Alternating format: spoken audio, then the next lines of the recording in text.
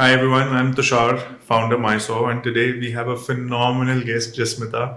Hi. Why I'm even proud that she is a Mysore subscriber from our Jalandhar office, and she has come all the way to be our guest at this podcast. Thank you, Jasmita, Thank for you so coming much for over. having me here. It's a pleasure. It's fantastic to see one of our subscribers, and it just gives me too much warmth that we'll be able to connect and understand how you have brought in your vibe to my Soho.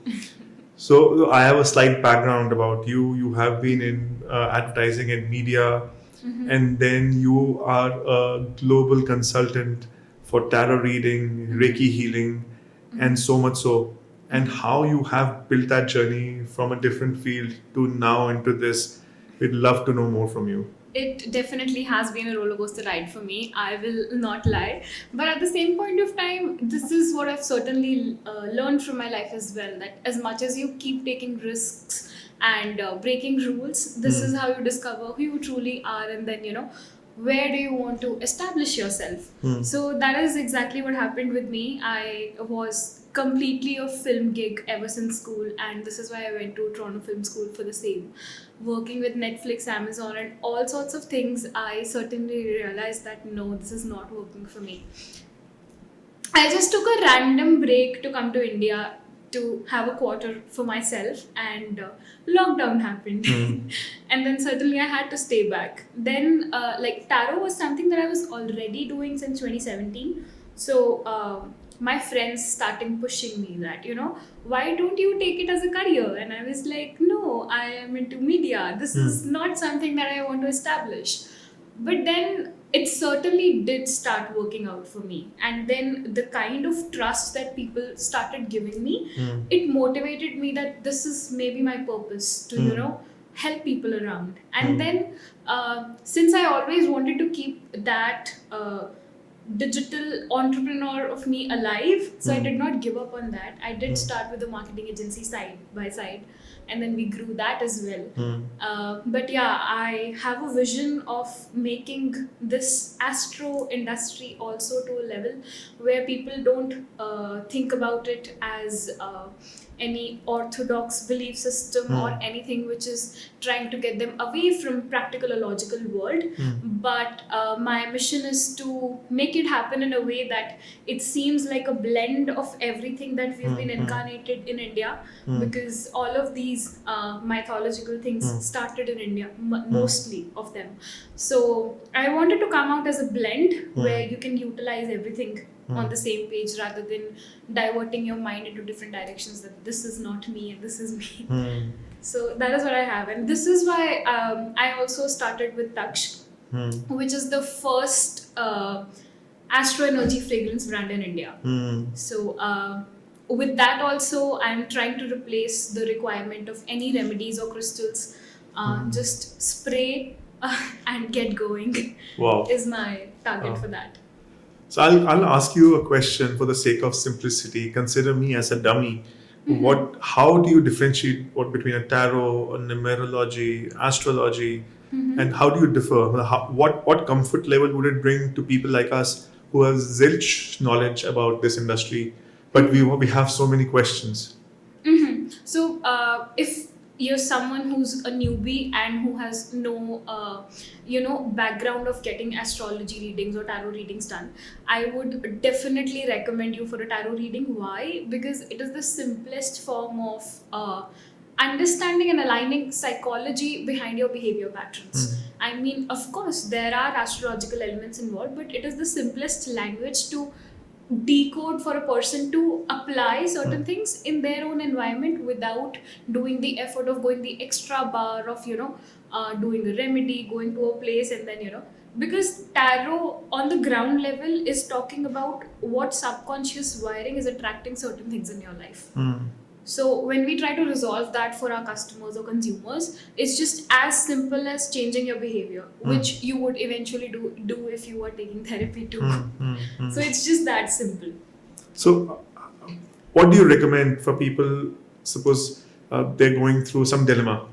Usually, we all do, and especially our post-COVID, there's a lot of uncertainty which is blended into our minds. It could be professional, personal, emotional, any. So would you just recommend just going ahead and seeing somebody like you as a tarot reader and probably getting a particular direction? No, I would just not simply focus on pulling out a few cards and then just recommend anything that I see there. Of course, that is respectable to me. But at the same point of time, the main reason people are facing so much chaos post COVID is what I've personally observed, that they're trying to land into everything too soon. I mean, that fast pace thing that, I don't want to be led behind just because a 20-year-old is a millionaire out there. I want to do the same at 20 years of age. That anxiety is bringing that imbalance. And it's not just about the new generation, but the elder people as well. I mean, 80% of the people, it's not that anything is drastically changed on the surface all of a sudden. Of course, a lot of things have changed dynamically when it comes to global exposure post-COVID, because online was the only source to connect throughout, and then people have made the most out of it. I do respect that. But certainly that anxiety and that instability is coming from the fact that people want to have a platter even if they're not hungry enough in the same hour. And more than considering them giving a guidance on a futuristic aspect, my first primary approach would be to settle that chaos, to declutter your thought process.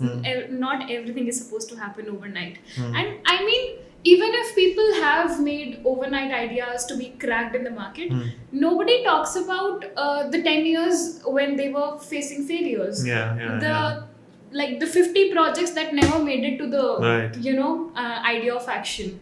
Those are never given acknowledgement once an overnight thing has just gotten success. But the person behind that overnight success has gone through 50 failures as well. Right. So that is what the anxiety, new trend anxiety, is not settling with in people's mind.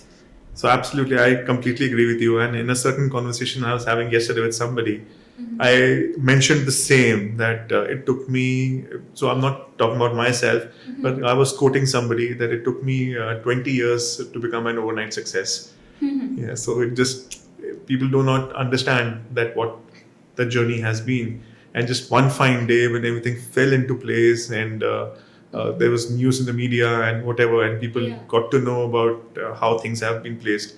So उनको लगता है कि यार ये तो उसने तोड़ दिया है, मतलब अब nothing is overnight success, according to me. I mean, with me also, everyone saw that, she just got into an easy business and then now she's making the most out of it. But since 2017, I was diagnosed with bipolar, and those 4 years, I have seen myself breaking down every single night and then, left with nothing. So no one knows that, on the camera, that this is also a part of her journey as well. So yeah, I mean, when you actually want to become an entrepreneur, and if you're watching this podcast, start looking at the back end story of how that person has reached that path as well. That is very important to calm down your horses. I think it's not right to claim to anybody and tell them that you have an easy job or I have a difficult life, because I think everybody have their own piece of challenges. Definitely. So, and I've also got to know that since you were 9, you have been practicing spirituality. Yeah. How early was that for anyone? I have never heard that early, that kind of. I did not plan it or think it in a certain way. It was just my school had that particular religious lecture every week. So we used to sit in that, and then we used to meditate, we used to practice a lot of things. And one fine day something was happening in my family. Of course, my parents' generation has had joint businesses and chaos and all of that. So it was just one random night we were sitting, and then a lot was going in my dad's head, and I just out of nowhere told him a few things, that mark my words, these things are going to happen in the next 5 years. This is going to happen. Even I don't know how. How old were you then? I was 9. You were 9, and you told your father by the next 5 years. Yeah, this is going to happen. Yeah. And even I didn't know why am I saying that, and I knew nobody's going to believe in what I'm saying, but I just had to put it out there because it was making me feel that it has to come out. And certainly, exactly till 2014, everything that I said happened. So that was when everyone kind of started acknowledging that, she is a blessed child. So take her words seriously. Fantastic. You put that people in position that lead by example. What I told something and it did happen. But were you sure about what you were saying? But it was just what you had in your mind? It was just, there's this thing, I would not even call it a hallucination, but you just know it as a vision that it's about to happen, even if it's a bad thing. Like a sixth sense. Yeah, and it just started from there. And then eventually, when I started getting exposed to the outside world, I eventually got attracted to a lot of people who are into readings and psychics and then practicing consciousness. I eventually got connected to a lot of people like that. So that became a boost up to focus on finding myself as well. I've never been a person to copy someone. Let's say if you are a bigger reader than me and then you tell me few things that you are doing. I will never copy that. But I have a habit of absorbing the information and then make the most out of it in my way. Lovely. So that is what has helped me so far, ever since it all started. So tarot reading is a science. What you read energies? Is it a vibe? What is it? It is a mix of all. Not many people know this, but tarot is a mixture of astrology. It's a mixture of face reading. It's a mixture of trying to blend psychology and anything that you can think that exists in the cosmic world or metaphysical science. Tarot is a blend of everything. And this is why it is very simple for a person to connect with it at the same ground. Because let's say if you are like literally have no idea about what astrology is, and I come and read your chart and then I tell you your Saturn is disturbed, this is, you'll be like, okay, you're saying it with a lot of confidence. I do want to agree, but can you put it in a way that I can relate it with my current circumstances? And most people fail to explain that. So tarot works perfectly fine with, actually showing the person that this is what your scenario looks like. So it is a blend of everything basically. We cannot, it has numbers, it has colors, it has zodiacs, it has planets, everything. So is it right for you to give us a few questions where you get usually asked? Yeah, 80% of the people, even if it comes in a wrong way, but if someone is watching this podcast for awareness of what is happening, 80% of the questions surround extramarital affairs. Seriously? Yeah. They want an extramarital or they are already in? Most of them are having it and then trying to justify it in the name of my spiritual connection, exploited by social media. That's interesting. That's 80% of the audience, and then 20% is definitely career, because this is, you were talking about, people have attracted a lot of anxiety in their life. This is what they're doing out of it. Productivity has gotten to 20% and then 80% is their personal life mess. So that is what is mostly asked. But if you are considering tarot reading or any sort of spiritual consultation for yourself, make sure that you do not ask about questions that are not even going to matter for you in the next 6 months, because you will not stop using your brain.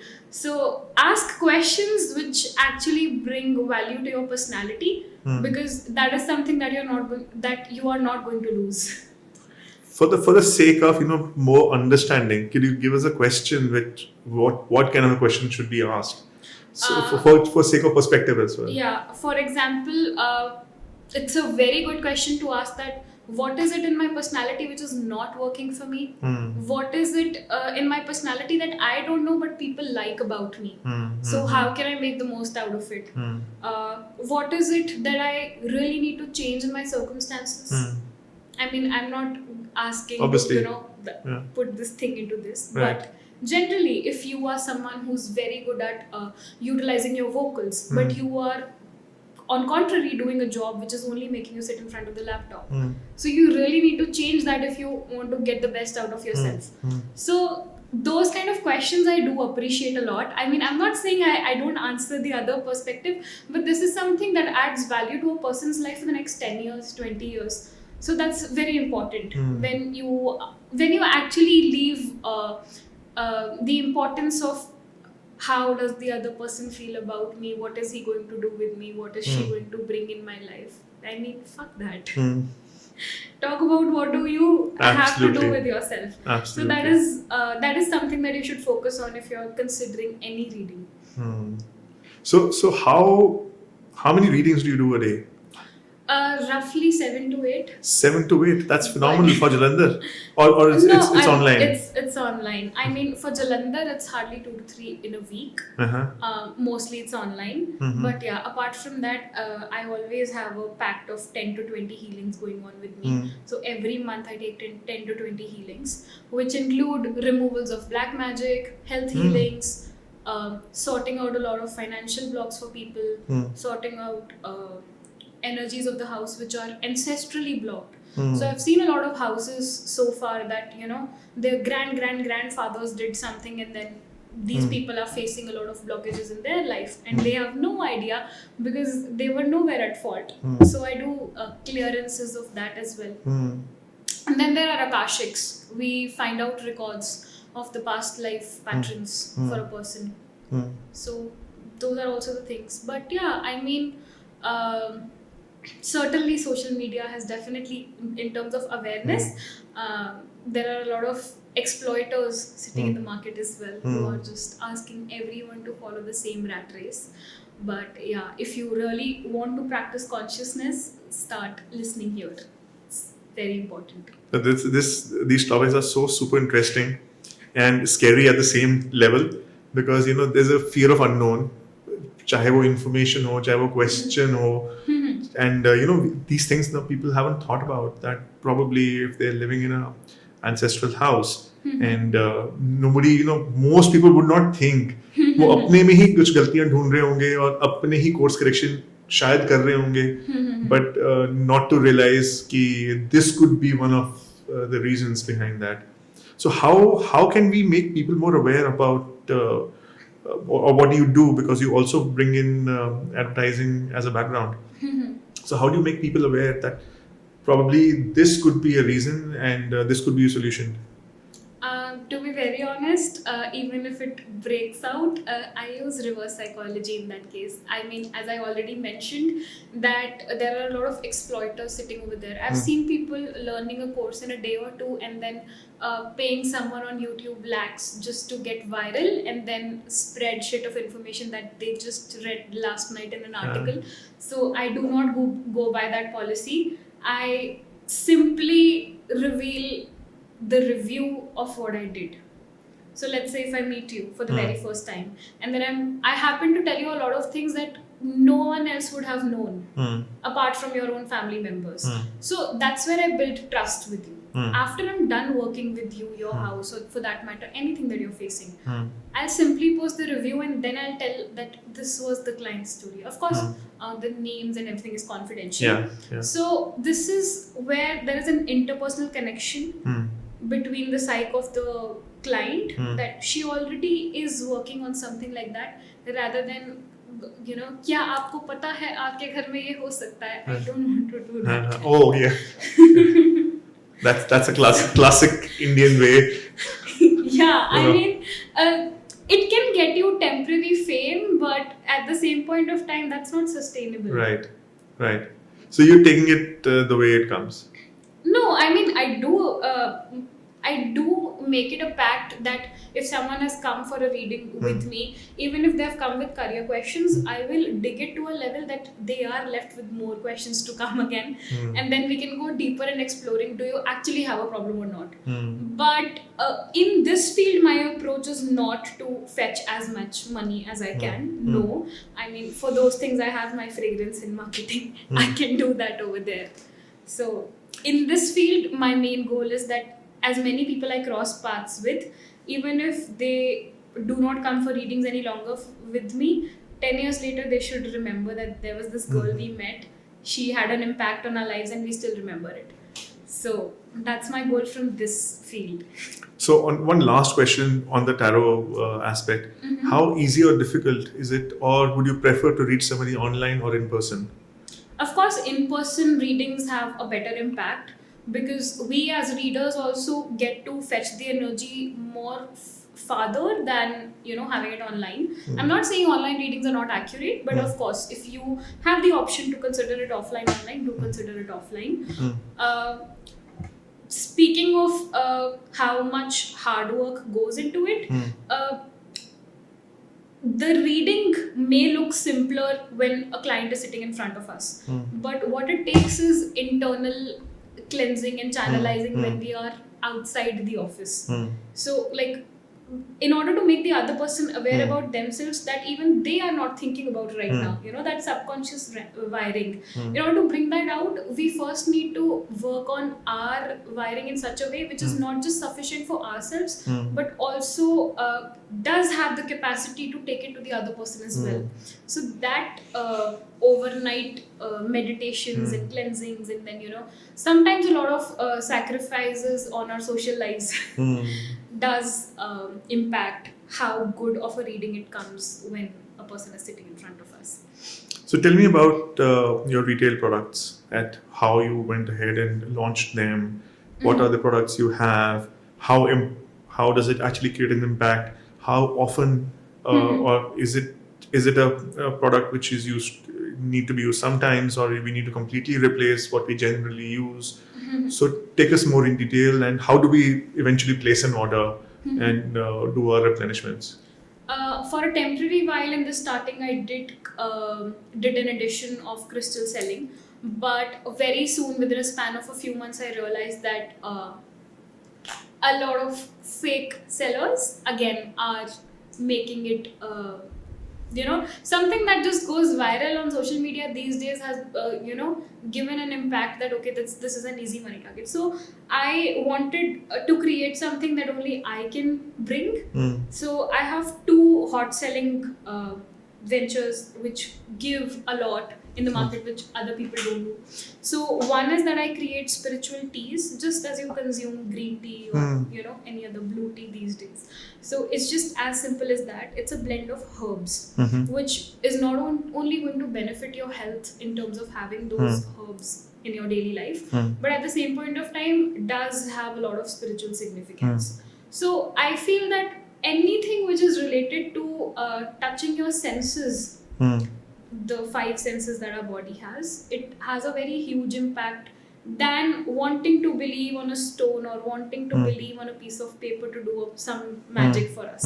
So teas is something that a person consumes and then instantly the body releases so much positivity or so much contractions to target a specific problem that they've come up with. And then the same is with fragrance. I mean, even you, Tushar, you meet a lot of people on a daily basis. So whenever you shake hands or you get closer to someone, the first thing that your mind will remember after they leave is how they smell. So that is why I wanted to target the fragrance industry. So anything that you want to achieve, be it in your personal life or professional life, let people remember the moments they spent with you by how do you smell, and then let them keep wondering where did it come from. So this is why Taksh Fragrances focuses on different astrological energies that can be utilized in our daily lives. I mean, a lot of people do want to believe in crystals and gemstones, but at the same point of time, it's very hard for them to wear it in their offices or weddings or whatever, because they don't want 10 people to come and acha pandit ke paas jana shuru kiya hai. Okay, all right. So if you just randomly Consciousness, it up, and then you don't consciously have to do something. That fragrance, that aura, it's automatically doing the work for you. So that releases a lot of burden from the kind of lifestyles that we have these days. Every person right now has 10 things on their plate to do, and if you ask them to manage, sit 2 hours for themselves and manifest and do affirmations and blah blah, of course those are good things, but then ask a person to do that in a span of 24 hours and then be available for their jobs and businesses, it's very difficult. And it's so that's my goal on an overall. Even if in the future I would launch any products or services, that would be to make people's lives simpler. And as I said in the starting, my mission is that this industry should not be looked upon as making people more blindfolded to the truth, but actually be aware of who they truly are. So that is the goal that will be established in the future products as well. Fantastic. How many products do you have? Right now, the fragrance department has about 25 products. We make a drop launch every season. So right now, the summer collection is having 4 products. So 4 next. This is how we are launching it. And with the teas, it's already established. Limited edition, 4 teas are there. So those are like selling all over the year. So how do you have a recommendation plan for a particular fragrance for somebody? It usually happens after a reading, or something. How does it actually work? So with the fragrance brand, I'm not just focusing on my clients, but of course the astrology industry is huge, and I want the clients of other people to also use Taksh Fragrances. So I do promote it by the features and benefits that you get after using a particular product. So I'm making sure that the fragrance that is set with a particular intention, let's say it is for you to enhance your business, it should not be dependent on what kundi do you have, but basic energetic traits that everyone wants. So this way it'll align with your vibe also very easily. Rather certain stones or remedies take weeks and sometimes months, and not to be surprised, sometimes years also to show results. And we live in a fast-paced generation. We don't have that much time. And I've seen with a lot of clients, let's say someone just got a perfume customized from me to clearing an interview. How simple their life gets, that they just did a spray before the interview and they cleared it, and now their belief system is strong that this is actually working for me.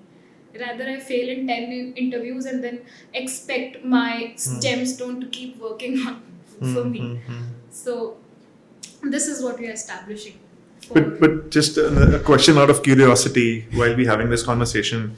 Now, because there's a lot of anxiety in the world and uncertainty in this generation, do you think that they will feel that just by applying your perfume, then they don't have to do anything else and they'll get the job? Because ye bhi to aajkal, you get my point. Have you seen the craze of this generation with aesthetics and scented candles and always wanting to be the best when they step out? Right. So this is their trigger point. No one wants to smell bad. And you are sitting in an office space.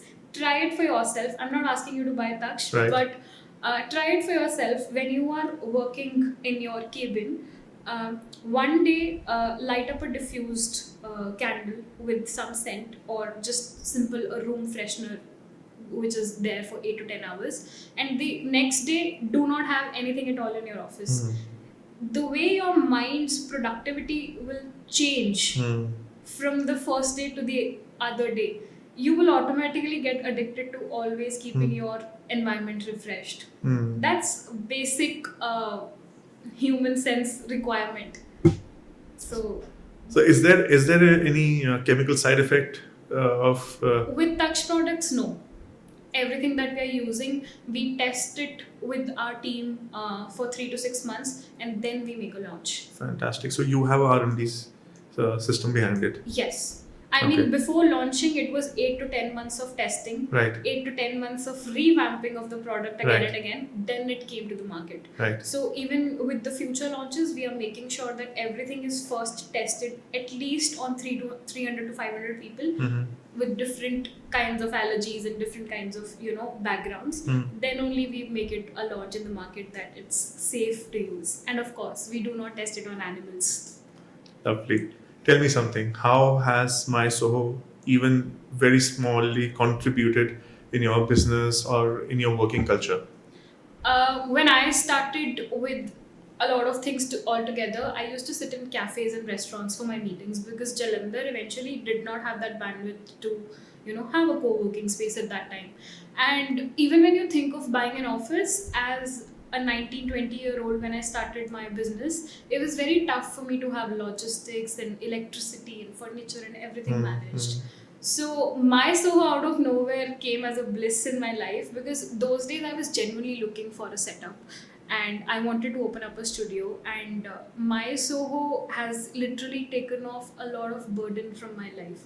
Like, even if I reach 2 hours later, I don't have to worry if my space is clean, or if it is managed, or if my stuff is getting everything on time. That is done by my Soho. And like, even if even if I want to go out for a week or two, I don't have to worry how will my workspace look like after I come back. So my Soho has definitely released a lot of mental tension from my life.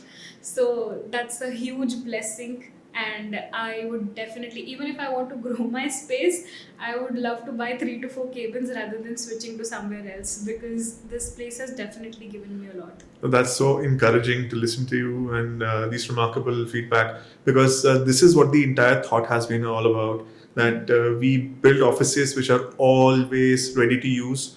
And it's a very clear message out there that it is just not an office space.